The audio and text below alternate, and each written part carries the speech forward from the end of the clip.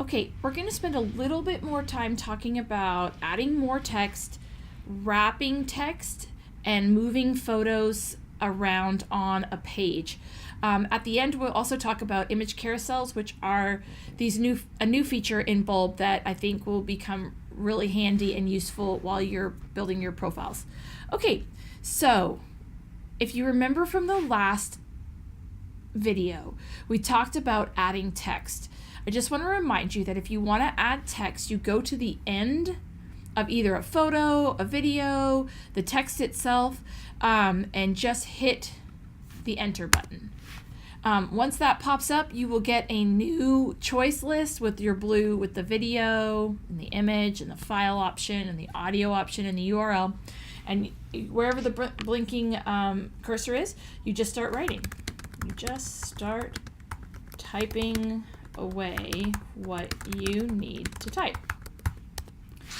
Then you can edit this text by highlighting it and letting go of your highlight, and then you get your edit box. Reminder again that there's bold, underline, italicize. Then there's the ability to change the text to a small number of text options. You can also change the color to a small number of options, and then you can change the heading to be bold or larger so that you can continue typing. So then now I have this title, Typing is Fun, I Like Typing. So you can see the difference in the text.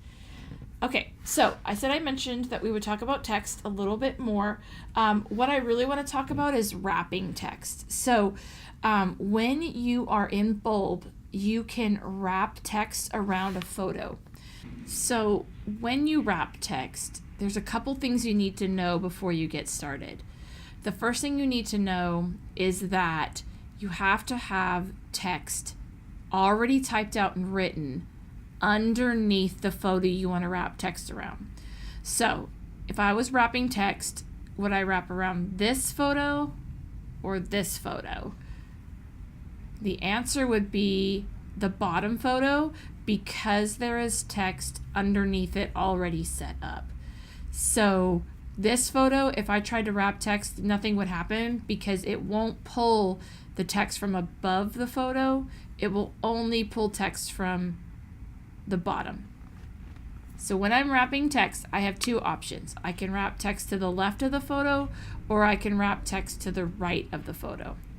The photo that I have here right now takes up most of the page. So I'm actually going to click on it and make it a bit smaller so it can be really effective and you can see what I'm talking about. So here's my photo. I just clicked on the photo, made it blue, found the arrows and dragged it to make it a little bit smaller. So now I'm ready to wrap text around this photo. So the first thing I'm going to do is click on the photo, and then I'm just going to use the left or right justify to move the text around the photo. So if I align left, the photo is going to shift to the left, and the text from below the photo is going to come up to the right. So I'm just going to click on it. And then you'll see that now it says how to start, and it is on the right hand side of the photo. If I wanted to wrap text on the left, then I could align it to the right, and the text will show up on the left hand side of the screen. That is the only way to wrap text. You cannot wrap text centrally. If you do a central justify, it just pushes the text back below the photo. So again, the text has to come from the bottom, it can't come from the top, and you can only left or right justify and have the text wrap around it that way. Another cool option, or I would say thing that Bulb can do, is you can shift your photos around after you've added them to the page.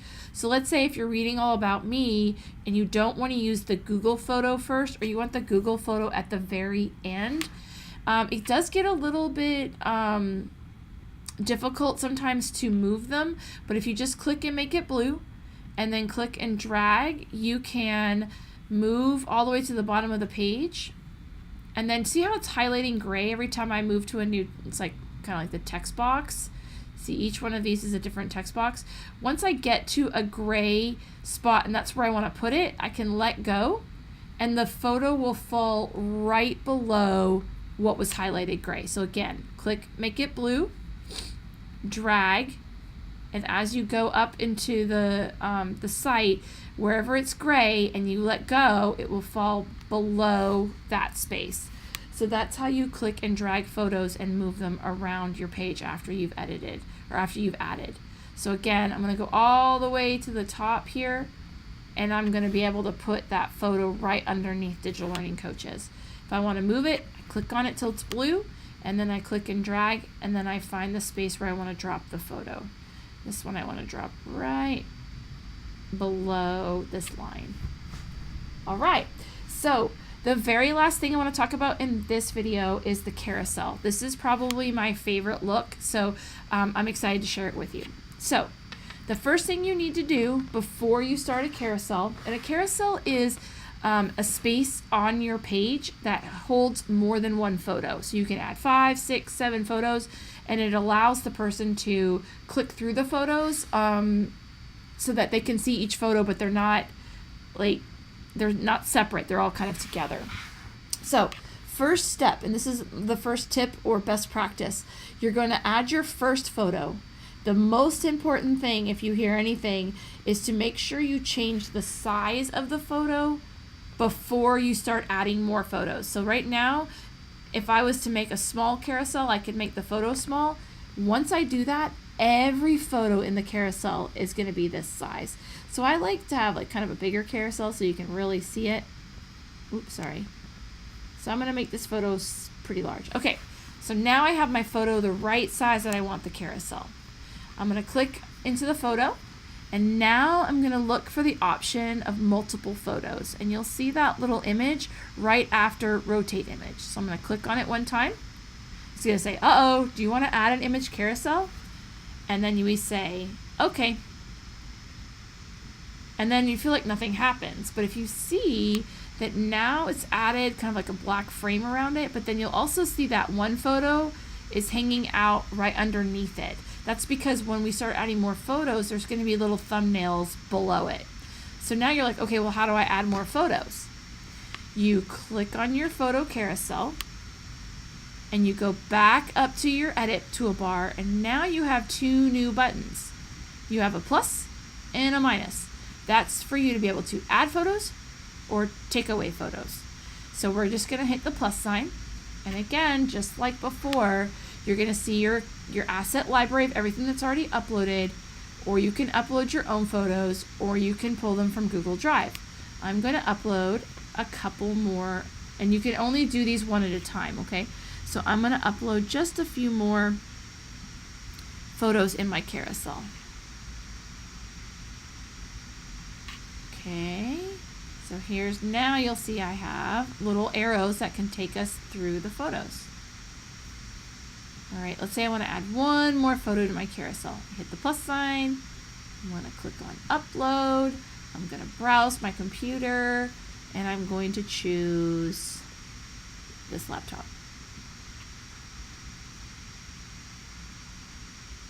All right, so now I officially have my carousel. I have 1, 2, 3 photos in my carousel. And then if I wanted to, I could also click on the thumbnails and move to those photos. That is how you add a carousel.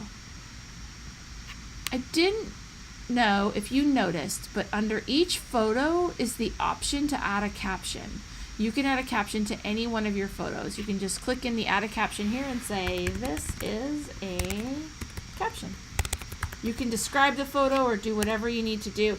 A lot of the times I've seen different examples of Bulb where the learner would take a photo of their content or of something that they worked on in class, and then under the caption is where they described what they did or reflected just right there in the caption of the photo.